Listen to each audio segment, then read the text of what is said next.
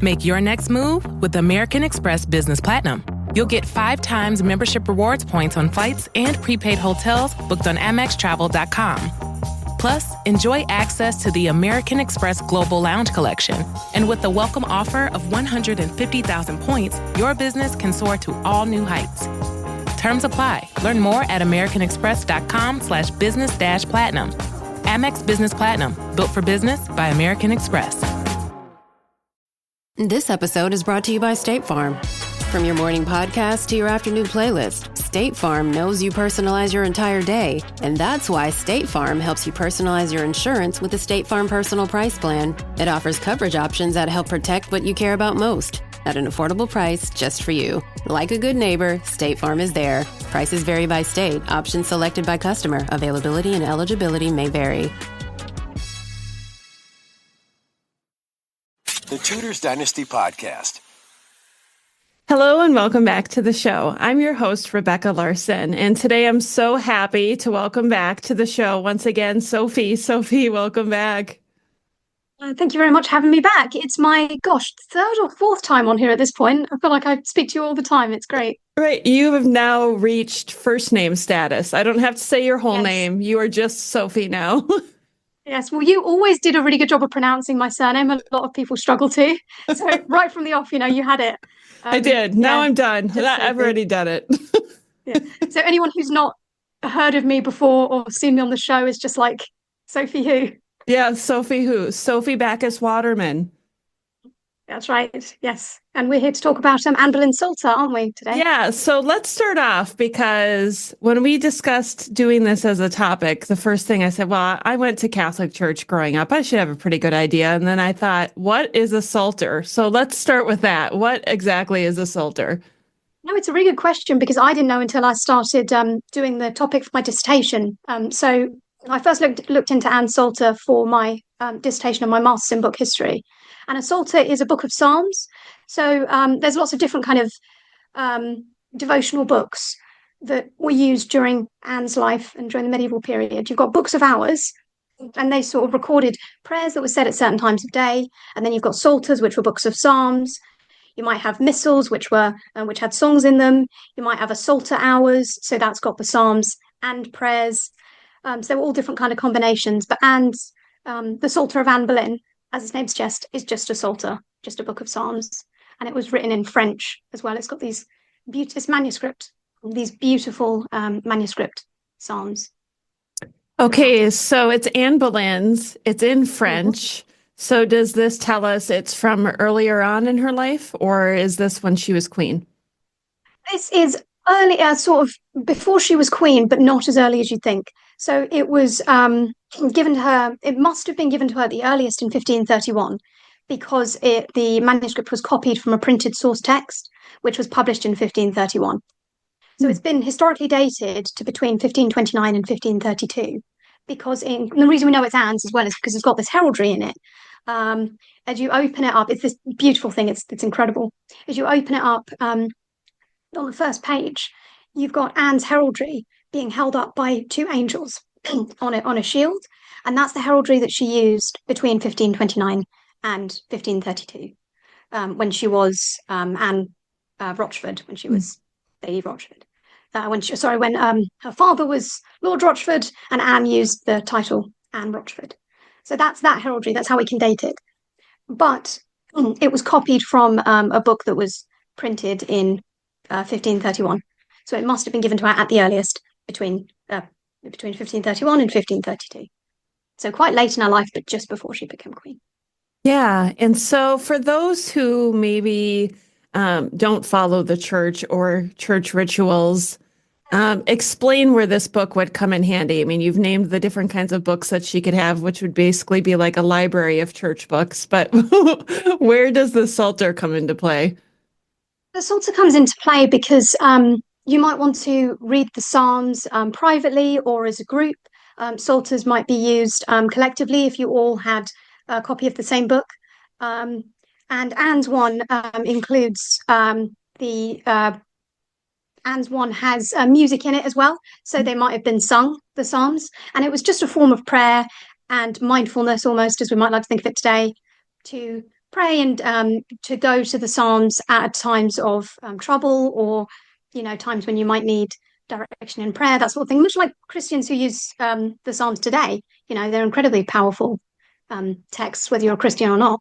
So really, they were just kind of a form of devotion. Yeah, so these books also were like little works of art too, weren't they? Yes, they were. Yeah, yeah, beautiful. And Anne's one is no exception. So I've mentioned the opening with the heraldry on it, which is just beautiful. It's so colourful. The manuscript actually was recently on display at the National Portrait Gallery as part of the Six Wives exhibition, I think it was called. Yeah. So some of the listeners might have seen it there. And there's images online as well. If you just Google the Psalter of Anne Boleyn, you'll get two, because she had two. You will get the small girdle book with the gold binding. It's not that one. It's the other one that's currently held at Wormsley Library. So it's beautifully illuminated. There are little initials throughout with gold leaf on them, and kind of dark blue and dark red ink. There's these beautiful small, and so they include Anne's heraldry, but they also there's some of them which include HA, the initials HA, intertwined together, which, as I'm sure a lot of listeners know, Anne and Henry adopted that insignia during their marriage and just before, because Anne couldn't have, obviously, any sort of symbols of queenship. So things like the falcon that we see in later books that she owned, like Harley MS 6561 at the British Library, which was a book that her brother George gave to her. That includes her heraldry as queen, things like the white falcon that she adopted. But this manuscript, because it was slightly earlier, doesn't quite include images of her that she adopted as queen. But because you've got Anne and Henry's initials intertwined together, that shows very clearly that, the intention was there. She was queen in all but name at this point, but just couldn't quite go all that way with that imagery. And yeah, it's just beautiful, beautifully illuminated. There's two full-page illuminations, the one with heraldry, and then the full-page shield, which shows the HA intertwined together. Mm-hmm. Yeah, so was there any scribblings in this one like there was in the Book of Hours? There was not, no. And it's funny you mentioned the Book of Hours, actually, because it was Kate McCaffrey's research into Anne's Books of Hours that inspired me to do my dissertation on Anne's Psalter. Because when I was just finishing up my master's, I was searching around for a subject, and that was when Kate's research was being publicised. And I thought, that's amazing that we can still learn so much from these books. I've loved the Tudors since I was a child, and to just think, like, maybe I could do something like that. And when you look into books owned by Anne, there are very brief mentions of her Psalter. Professor James Carley, whose book, The Books of Henry VIII and His Wives, which was a great book on the subject, mentions the Psalter very briefly. And even Eric Ives, in his biography, he briefly talks about it when he talks about Anne's books. But there wasn't much on it out there academically recently. So when I went to go and look at it, I was fully under the impression, like, maybe there's some hidden inscription somewhere, maybe there's something that someone has missed. And that's not what ended up being the case. So it's completely and utterly clean. It's devoid of all annotations. It's as if Anne was given this book and it was just put on, she went, oh, thank you very much, and kind of put it on a shelf and never touched it. Which is really interesting because no later owners inscribed it either. If Anne in her lifetime didn't, but everyone else who owned it after her, and unfortunately we have no signs of who that was because no one wrote their names in it at all. The only sign we have of later provenance, before it turns up for sale in 1972, in Paris, is the rebinding, which occurred about 100 years after Anne's death in the 1630s in London. That's all we know about it. It's completely blank of any annotations by Anne or anybody else, which in itself is very interesting. Wow. So a rebinding, then we're looking at roughly 100 years after she originally received it, right? Yes. So I guess I don't know what was the original binding made of? Do we know? We don't know because there's no evidence of it at all left. It was probably velvet. Looking at other contemporary royal bindings or kind of upper class bindings at that time. Upper class is the wrong word. Upper echelons of society, I suppose. The kinds of books that Anne would have owned and the kind of surviving bindings that we have. It probably was some kind of velvet binding. but there's no evidence of it at all survived it. The book's been completely rebound. Its Interesting. rebinding is very beautiful, but yeah. I just find it so interesting that some of the bindings from 100 years prior to that had survived at this point. Mm-hmm. Like it makes me wonder what was going on with her copy that it was in such a disarray. It is really interesting to wonder, perhaps if it was a velvet binding, it might have been damaged. If it was a textile binding, they might have felt the need to rebind it. If it was in disarray for some reason, or it might have been somebody choosing to do that for personal reasons. The rebinding itself is really interesting, and I've actually just published a paper, the Papers of the Bibliographical Society of America. That's a mouthful.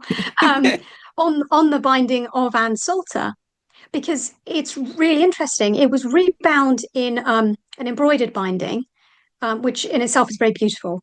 It's kind of cream off-white color with in the center of it is the symbol of the pelican in her piety, which has been embroidered into the cover and the back cover as well. And then around it is all these flowers and little sequins and stars and things like that. It's a beautiful thing. And that symbol is so interesting because the symbol of the pelican in her piety was a symbol of a symbol of Christianity, a symbol of martyrdom. There was a contemporary belief that pelicans fed their children from the blood of their breasts, which was understood as a metaphor for Christ. And when you think about that in the context of Anne and the context of Elizabeth, her daughter, it gets really interesting. Because obviously by the time Anne's Psalter was rebound in the 1630s, Elizabeth had had her reign. And so then you think about, if someone rebound this in the 1630s, shortly after Elizabeth I's death, it makes you think about why would they have done that? Perhaps it was an act of, of commemoration, because the owner of the manuscript had to know that it belonged to Anne Boleyn, because as I said, it's full of her heraldry. If you owned that, you knew where it came from. And so someone in London in the 1630s decided, for whatever reason, to rebind Anne Salter with a binding with that particular image on it, the image of the pelican in her piety, which was a symbol of martyrdom, a symbol of Christianity, a symbol of motherhood. And it's just so interesting to think, like, could they have had a motive for choosing that particular decoration? During Elizabeth I's reign, you've got a kind of rehabilitation of Anne Boleyn's image as not a traitor, but as a martyr, the mother of the Queen, who was martyred, and then Elizabeth I came to the throne. So that's just really interesting to think about with the binding and the symbolism behind it. Yeah, it's fascinating. Yeah, it's like it's all these hidden messages that continue to happen between Anne Boleyn and Elizabeth. I feel like we're looking at the exchequer ring again, right? And it's wondering who is the image of the woman inside that ring. I don't think we're ever going to find out who it is. No, nor do I. But it's just that's one. I mean, I'm a believer that it's Anne in that ring, but everyone wants it to be Anne, don't they? I've heard lots of arguments for and against, but there's all these links between Anne and Elizabeth. Now, to clarify, Elizabeth I didn't own it. There's no evidence to suggest that it was hers. When it first went up for sale in Paris in 1972, the catalogue record suggests that Elizabeth I made the embroidered binding herself. But that was before it was dated. It wasn't dated at that point. And obviously we know Elizabeth I did a lot of embroidered bindings herself. It's lovely to imagine, but there's nothing to suggest that it was her work or that she knew anything about it. It was probably owned by somebody else. But it's interesting that it links Anne and Elizabeth together kind of accidentally.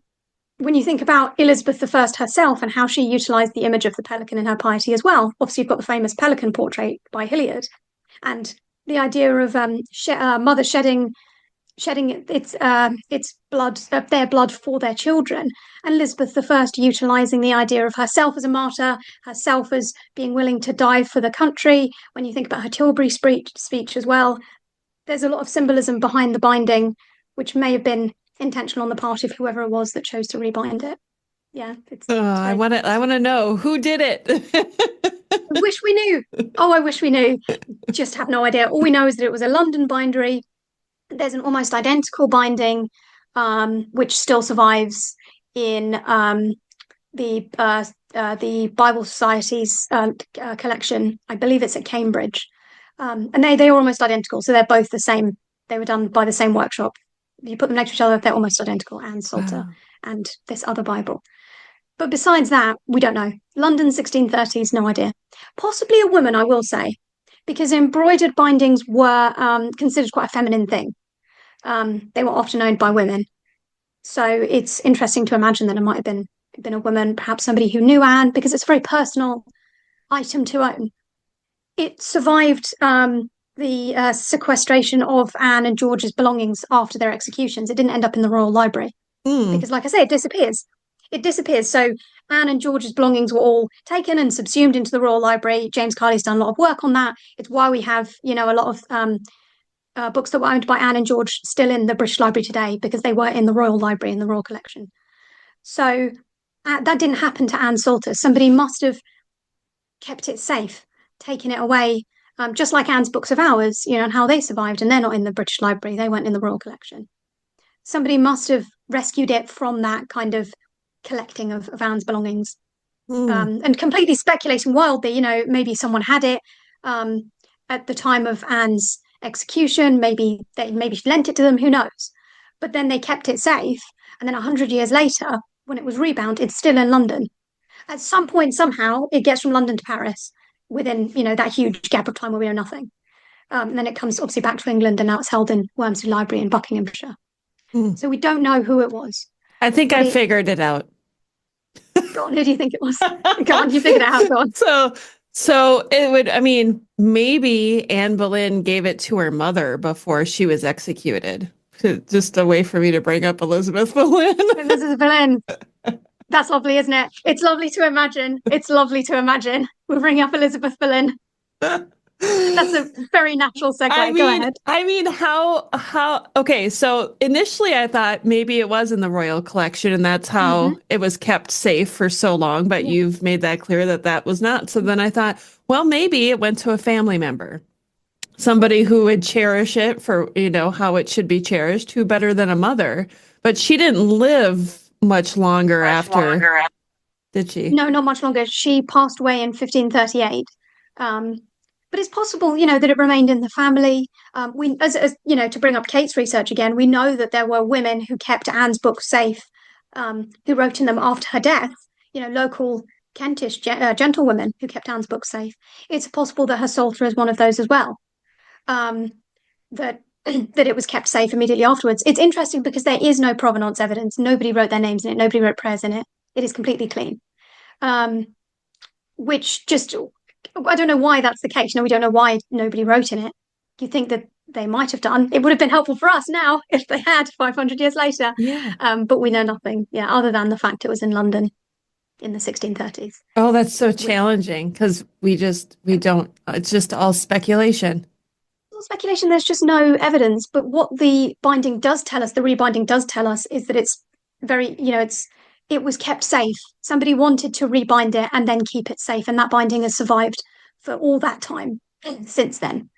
And the fact that it's not been written in at all may in itself be informative, because it might have been kept as a treasured possession that you don't write in, that you keep safe, that you keep in good condition, because like I say, it is in remarkable condition.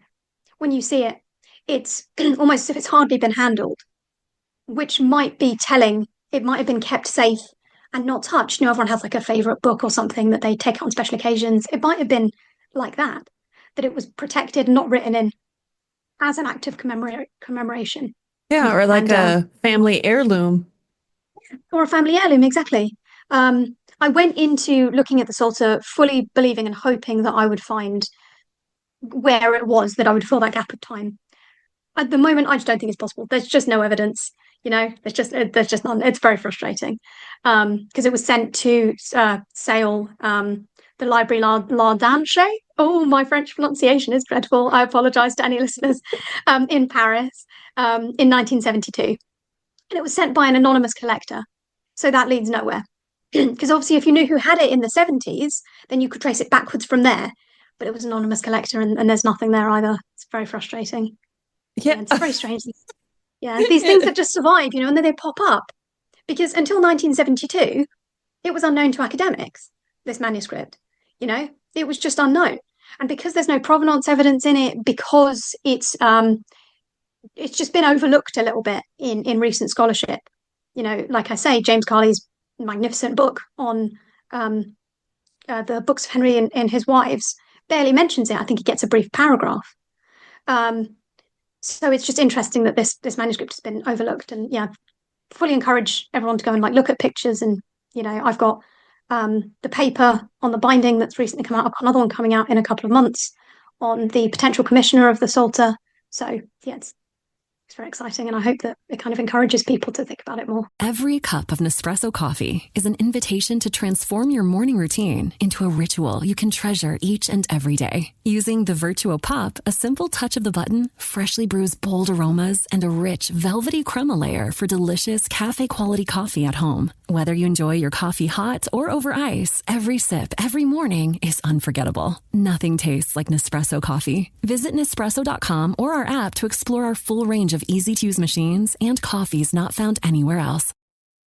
This episode is brought to you by Nerds Gummy Clusters, the sweet treat that always elevates the vibe. With a sweet gummy surrounded with tangy, crunchy nerds, every bite of Nerds Gummy Clusters brings you a whole new world of flavor. Whether it's game night, on the way to a concert, or kicking back with your crew, unleash your senses with Nerds Gummy Clusters. I just cannot get around the fact that this thing existed and nobody seemed to know. So did it ever show up in any of the royal inventories? Like if we look at the 1542, nothing in there either? Nothing in there, or at least nothing in there that is immediately identifiable.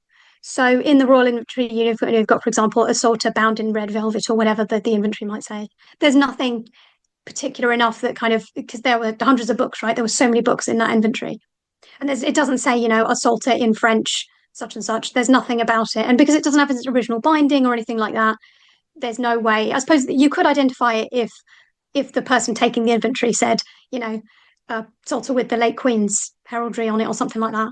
But if it doesn't, there's nothing there. I checked in the hopes that possibly it was in the royal inventory, but there's nothing to suggest that it was. Yeah. Which in itself is interesting because it was already out of Henry's clutches, by the time the inventory was done and wherever it was kept for that time.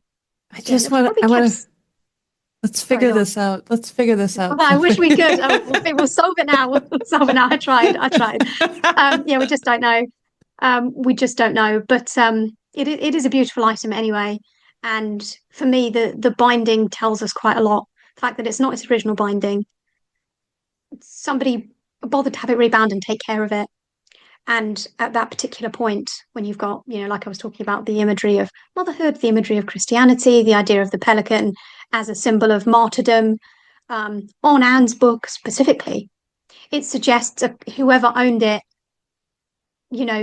had that image of Anne as a martyr, which had been happening during Elizabeth I's reign, the kind of transformation from the image of Anne as a traitor to a martyr, with things like William Latimer's Chronicle of Anne Boleyn and John Fox's Book of Martyrs.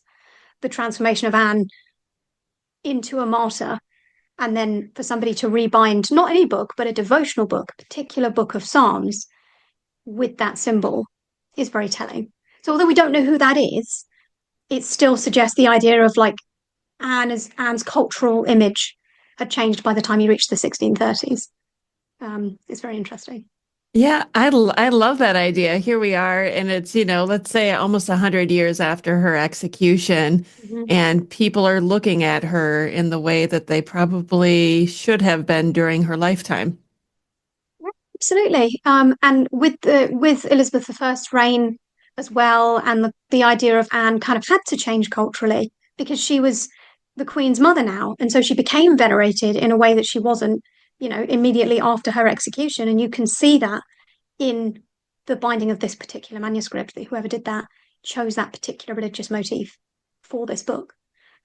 It's very interesting. And the idea of an embroidered binding being quite a tactile object when you touch it, it invokes the physicality of the manuscript, if you understand what I'm saying. You hold the binding and it's got these sequins on it. It's very soft. And in touching it, that's sort of part of an act of prayer. If you're reading the Psalms, you're holding the manuscript. It's not like you're just placing it down on a table and opening it up, you're holding it and feeling it, and it's all very interesting. The idea of like the physicality of that devotional act that could have been done if somebody used it during prayer in that way. Have you seen this in person? I have, yes, insanely, twice. I work with some great books in my job. We've done another episode on that. But this was the first time that I actually saw a manuscript like this in person as a researcher that really made me go, gosh, that's incredible. Because when I was doing my dissertation, that would have been 2020. But it was kind of in between lockdowns and, the funny period when things were opening up again and then closing again, and especially over here in England, it was a bit different. And I got in touch with the wonderful librarian Brian Maggs at Wormsley Library, and I explained I was doing my dissertation on Psalter of Anne Boleyn. I would really like to come and see it. And he said, yeah, of course, I think he said we're open like on Thursdays, whatever it was, whatever day of the week it was. And then was able to organise a visit, got a bus over and went into this incredible library. I mean, Wormsley is beautiful. Again, listeners, Google images of that place. It's beautiful. Wall to wall, floor to ceiling, beautifully bound books and a big fireplace and just this huge space with carpet, and the outside looks like a castle, a small castle on the grounds of the Wormsley estate. And you go in and there was a table at the back of the room, and on it was Anne's Psalter just lying there. Mm-hmm. This, as I've described to you, this beautiful embroidered manuscript with this image on it, and then the librarians, they left me to it, and I was able to look through the manuscript by myself and sort of make notes. I wasn't quite sure what I was going to write about yet, but just to see it in person and hold it, it really is remarkable. When you think hundreds of years ago at one point, Anne held this book, and then it passed through so many hands, and we're so lucky that we still have it today. And it makes you wonder as well, because this particular manuscript was unknown, as I say, until 1972. What else could still be out there? Let alone the stuff that's gone missing, from Hever and various sort of things we know existed, and then they sort of drop off the map. It makes me excited to think what might still be out there and might still be discovered. Yeah, that is exciting. Yeah. When you look at this, when you had this first opportunity to look at Anne's Psalter and you opened it up, describe to me the feeling of looking at this, like visually, what did you see? How did it make you feel emotionally? I think you kind of hinted at that, but let's just paint the whole picture. Of course, yeah. So I opened it up and I didn't know what to expect when you open it up, because there was no catalogue. There is a catalogue available of it. There's a catalogue of the books at the Wormsley Library. And that's another place, well, if anyone wants to see pictures, that's a great one. But I hadn't read that at this point, so I didn't know what to expect. Sit down and opened it very carefully. I hadn't had much manuscript handling experience at this point. This was prior to my current job at St. John's College in Oxford. And I had some experience through my master's, but this was the first time I'd really been left to my own devices as a researcher to look at something so precious. And so I will say probably the overwhelming feeling was fear. Because you're thinking, gosh, I'm being allowed to do this. Someone take this away from me. That was there very much so. But then you open it and realize, actually, it's not going to fall apart. It's okay. And just this beautiful, I've described, the opening page with the heraldry. You see the same heraldry. So there's no images, I don't believe, of that particular page freely available online. But you see the same heraldry in Harley MS 6561 at the British Library, and you can find images of that. It's that heraldry, the shield. And it's so beautiful and bright with the ink. It's like it was made yesterday. And it's both a feeling of reverence is too grand, I don't know. Or I suppose just, feeling so lucky to be there and holding this thing, and also a feeling of disbelief, like almost it might be pretend. This can't really have been owned by Anne Boleyn. They've made this up, right? It's fake. But at the same time, knowing that it's not, that it's real, that it really was once upon a time owned by Anne Boleyn, and here I am, 500 years later, in front of this and holding this, and how fortunate we are that it still survives, and how it's had such a long existence. I still feel this when I handle some of the books that I deal with at work. It's had such a long existence, and you are just a temporary custodian or a temporary viewer in this item's long life, and if it could just talk, and share with you what it knows as an item. That's, I would say, all of that was kind of happening. And then as I sort of became more familiar with the manuscript and how it opened and how it felt, and realizing that it's not going to fall apart as you handle it, you can look through it. Just so impressive. Such a beautiful thing that's been so wonderfully preserved over the years. Yeah, it really is amazing. So, very long answer. No, I love that. Did you notice any wear to the book? Like it was something that had been used? I mean, I know you talk about how it looked like it was preserved so well over the years. I'm just curious if there was any wear to it. There is some wear. There's natural wear that you get from all manuscripts when you handle vellum over a period of time. You particularly see it in the corners where people have turned the pages, who knows how many times. It gets a sort of shiny look to it. And Psalter had some of that, if I remember rightly, which is just natural, wear from its lifetime. But the vellum itself was actually very, very good condition, which suggests how expensive it would have been. Not only would it have been expensive because it's full of, these small initials that I say that are very highly decorated with the beautiful gold leaf and the ink and all of that, which suggests that it would have been expensive. You've got line fillers as well, which is if a page, almost like justifying the text. If a line of text doesn't fill the entire block, then the illuminator has gone in and added a line of ink to colour it in and make it so that it's square like that. That all suggests it's very expensive, but the vellum itself was very good condition. There were no holes, there were no repairs, that sort of thing that you might see in a manuscript that was less expensive, because they would have used cheaper vellum that would have been more likely to tear or might have had holes in it during the process that it's made into vellum. Anne's manuscript, every page was completely full and with no tears or holes or anything like that. So there were some signs of wear, but like I say, not as much as you might expect. Yeah. Was Anne Salter I don't know if you know the answer to this, but was it a special order or was this something that was made by an assembly line? So I don't actually know the answer to that. I have another paper forthcoming in the Royal Studies Journal at some point this year, in a couple of months, suggesting that it was commissioned by George for Anne. Because it, as a text, so because it's French and because of its translation, it would have been considered an evangelical text, very similar to the likes of Percy MS 456 or Harley 6561, two manuscripts that we know George gave to Anne through James Carley's research. And they are both kind of evangelical texts as well, translations of biblical texts. And because Anne Psalter is the same, falls into that category.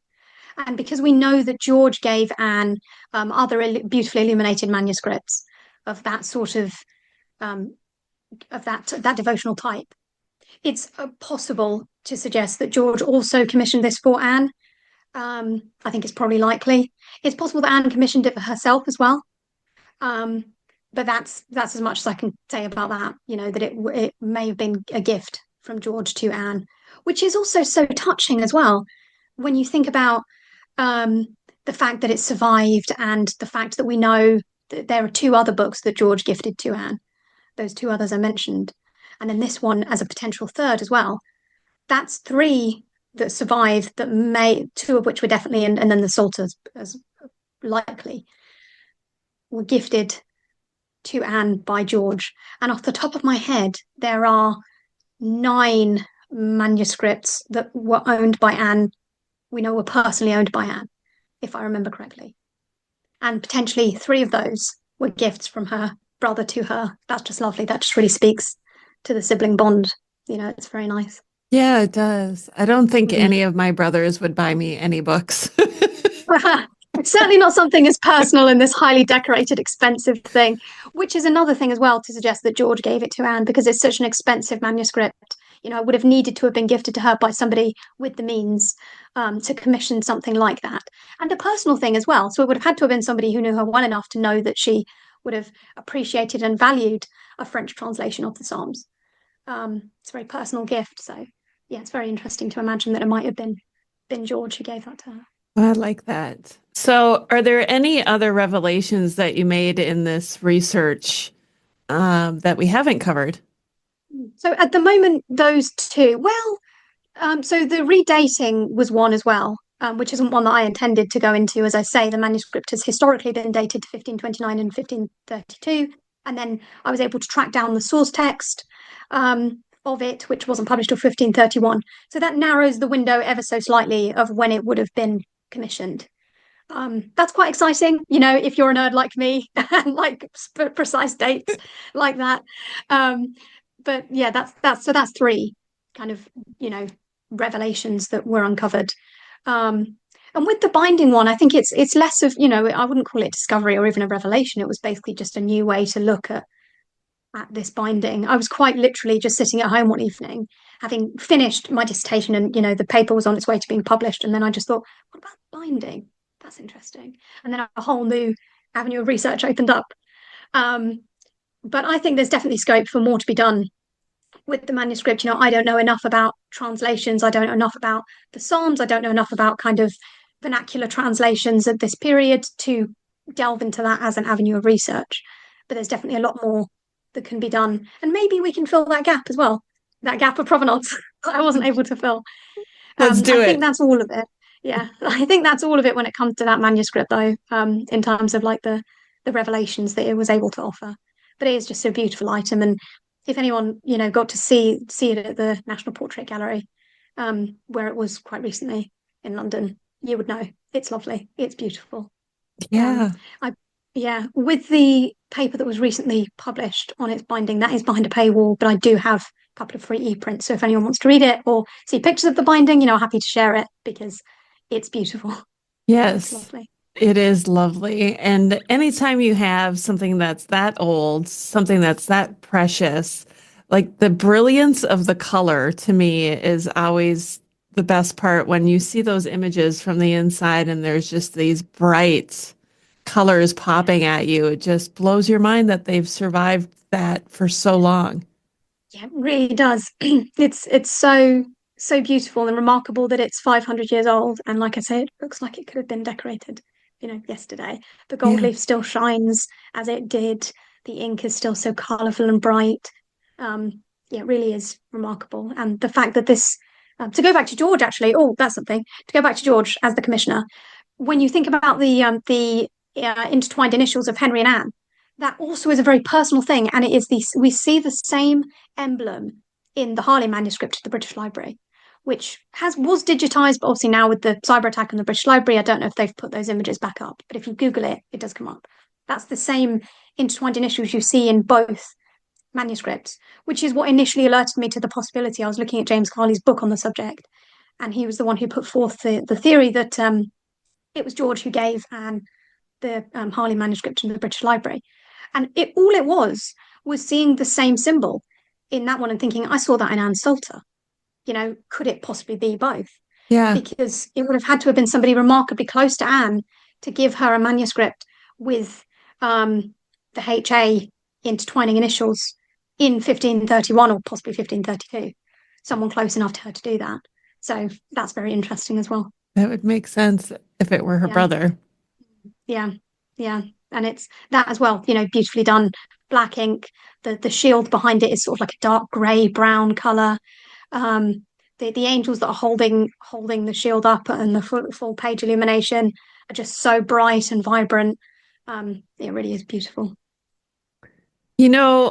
We've had you on the show before, as you alluded to at the beginning here. And the first time you came on the show, we talked about Elizabeth Boleyn. And I think we need an update on how things are looking for your Elizabeth Boleyn book. Well, things are looking really, really good. Just before we started this Zoom call this evening, I got an email from my commissioning editor at the History Press to say that she has read the first draft of the manuscript and that it's all good, which is a massive relief because Yay! You never quite know, do you? You never quite know when you've been labouring away at something by yourself. What if it's actually terrible and they hate it? Right. That's not the case. So we're moving forward with the process of publishing. We're looking at a publication date of October of this year. So Very soon. That's going to go very quickly. Oh, you Yes. know, October is my birthday month. So if by chance you want to release it on, let's say, October 8th, I wouldn't be too upset about it. We will see. I'll see. I don't know. It's out of my control. Oh, Very soon. I'll contact the publisher. I'm just Yeah, kidding. you I'm tell the just history press. kidding. Listen, it has to. Yeah, so Listen. that's the update. Well, It's this is yeah. So very soon. Very soon with the yes, book. very soon. And I know there many people who are listening today are very excited about your research on this and all the research that you've been doing that you've been sharing with the audience. Like it's been so fun getting to know you and to see what you're passionate about. So thank you so much for doing that with us. So much, and it's always a joy. I love chatting to you. I love it. It's so fun, and I felt so kind of bursting onto the scene with a debut book of this biography of a woman that everyone says, oh, there's not much to know, is there? It does feel like quite a big step. And when you're talking about Anne Boleyn as well, people feel so passionate and strongly about it. So that's lovely of you to say. Thank you so much. I really enjoyed chatting to you and sharing the research. It's Thank great. you. Thank you, Sophie. Thank you. And that concludes another episode of the Tudors Dynasty podcast. Thank you so much for listening. If you love the show and would like to show your support, consider becoming a patron over on Patreon. That's patreon.com/Tudors Dynasty. Over there, you'll get commercial-free episodes, early access, and some patron exclusive content as well. If you would prefer to show your support in another way, head on over to my website, tudorsdynasty.com, and click on the shop to see some of the new merchandise that I have available. Thank you so much for listening. Until next time. The Tudors Dynasty Podcast.